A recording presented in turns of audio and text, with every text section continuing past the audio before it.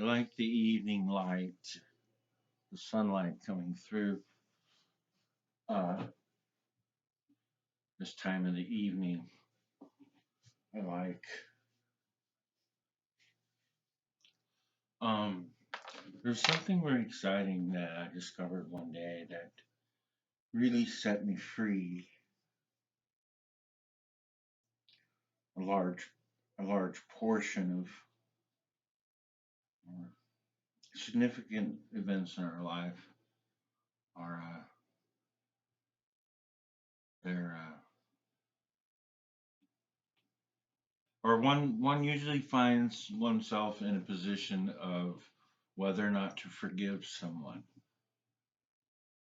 And what I learned about forgiveness is this: it's quite simple. This will be very short tonight. And I did forget my lipstick again. But see, it's an anchor. Teaches me to not be so tangential. If I put lipstick on, I'll remember to stick to the point. So, forgiveness. Okay, so we're all asked at some point in our lives to offer someone forgiveness. Okay, this has been beaten around like a dead horse for many millennium. And I discovered one day, and I hope humbly so, and I certainly don't say that I retain any precedent of truth. Well, maybe precedent, but uh, any undeniable doubt. Uh, one must always question their own beliefs. You see, that's how they evolve. Uh, oh, how tangential. Oh, yeah, Doug is my name, by the way. I'm sorry.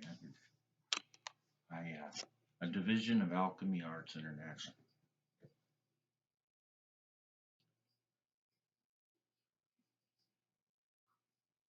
Um,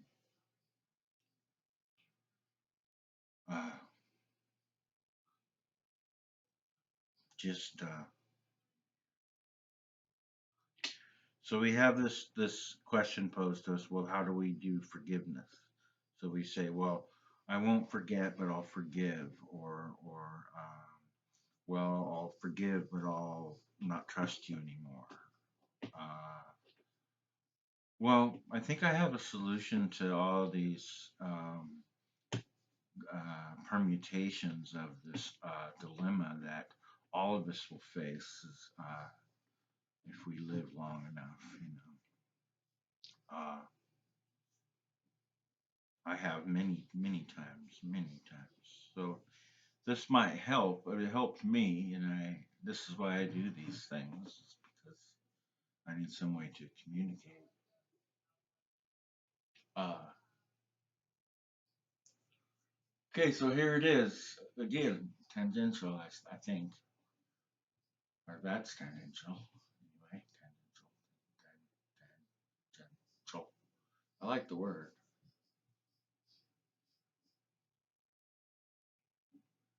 tangential. It's probably Germanic.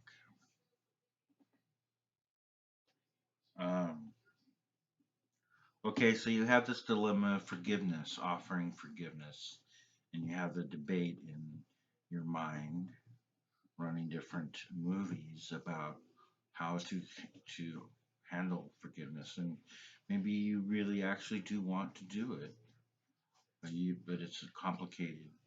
Our religions have made it a complicated situation in our cultures too. I'm sure. So the thing is that all it takes is understanding. Understanding. Now think about it a moment. Now, what do you do when you understand? It's, I always like to look at it as what is the foundation under which this thing is true. It's got a structure under it to understand it, stand it up. as a point, as a salient point, as a common point that most will agree just by sheer not even logic, but just common sense. Understanding, you create the ability to love the individual by understanding.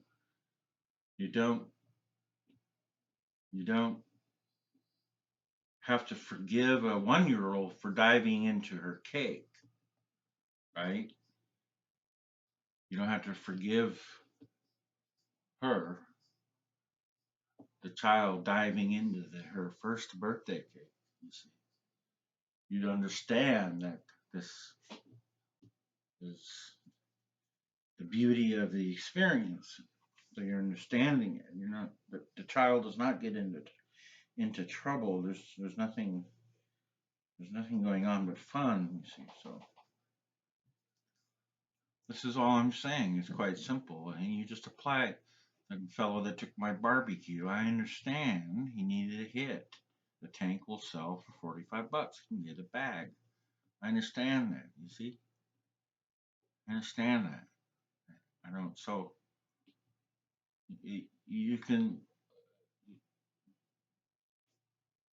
It's a circuit breaker for having to go through the whole dilemma of how to forgive someone. Just understand the person. Just practice accurate understanding, and then you can love the situation, the individual, even the experience that teaches you. If someone stole your barbecue, would you put another one out? You see, this is what Jesus is talking about when he says, "Turn the other cheek." That's all he's saying. He's not actually saying turn the other cheek. You think Jesus would let someone pop him in the face? I don't think so.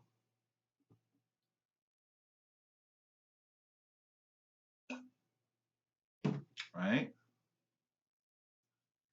Jesus had an anger. He tore up a whole fucking building. There's some people that got bruises in there, I'm sure. As the animals go.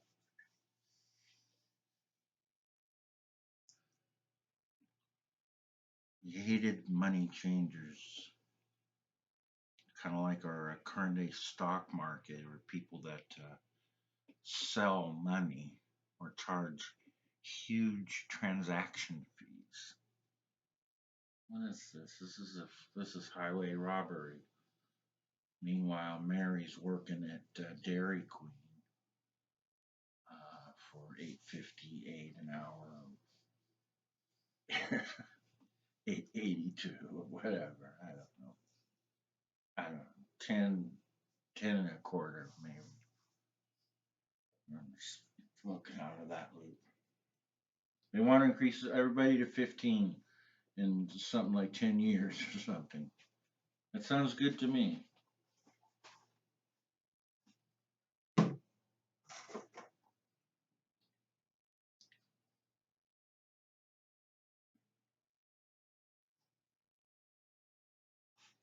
Anyway, so that's it. So, Shala. Sorry, I spaced out. So you just understand the individual that you say has hurt you, who wants forgiveness. It's clear that there's a,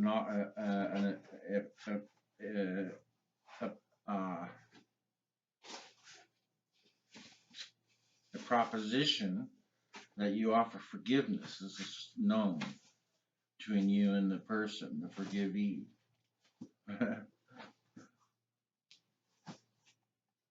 But what I'm saying is just take out all of this confusion about having to forgive people. Just love, and you won't be able to love them until you take the time to understand their story, understand what it is, what's going on with this person. This is the way you stay calm. Things are not personal. They're not. If it wasn't your barbecue, it would be someone else's. It's not personal. And this is another thing.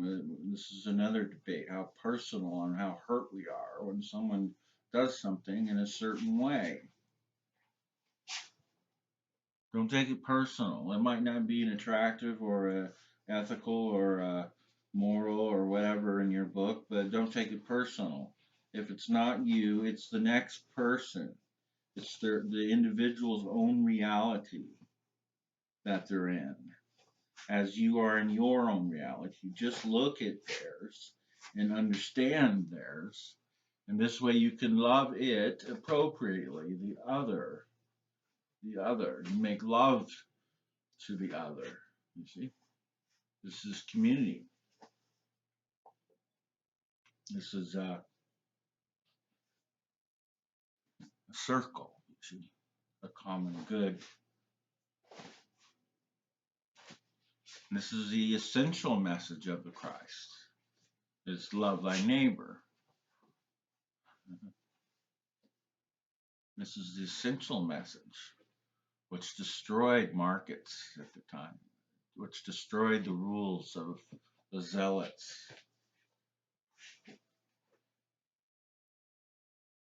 This is why he was murdered, crucified. This is why he was crucified. A horrible way to die. If you ever read about it or see a history channel or something.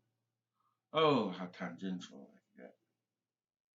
Thank you if you're still hanging in there. So I'm just saying practice, just play with it. It takes insight, yes. So it takes some stillness, yes. Our culture seems to be moving really twice as fast within the last 30, 40 years. At least twice, if not 4.8 is really more like it. So just try understanding the other person. Say, oh, they got up on the wrong side of the bed. They're out of coffee. They didn't get laid last night. They were supposed to. They drank too much to drown their sorrows. And they get up and they trip over one of your kids' shoes and they yell at you or give you a dirty look. So maybe she even twisted her ankle a little bit or something. It certainly is no cause for duress or distress. This is what I'm offering is a different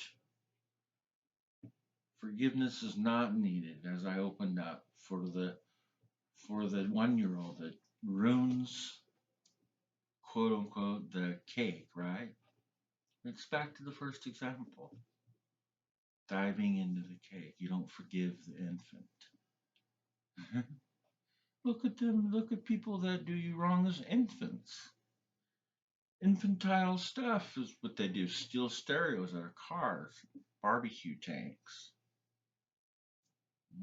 What? Don't tell me that's not a crackhead.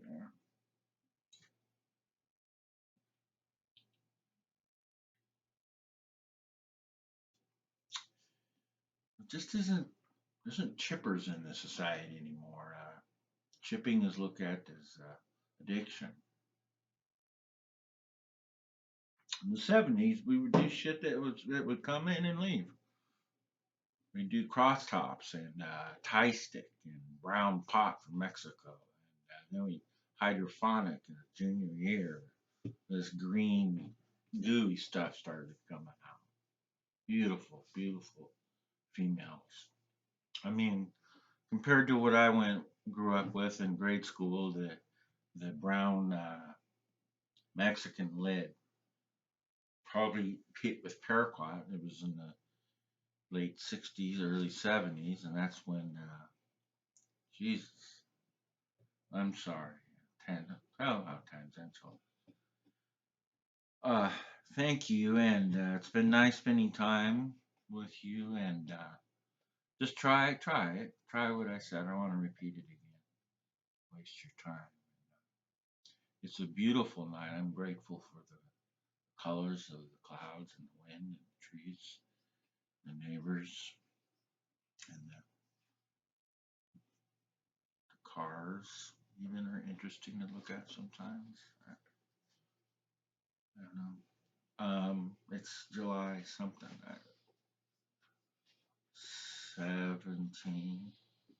It's Sunday, 2016, something like close to that date. And yeah, today is Sunday. Yeah. Okay. Good night.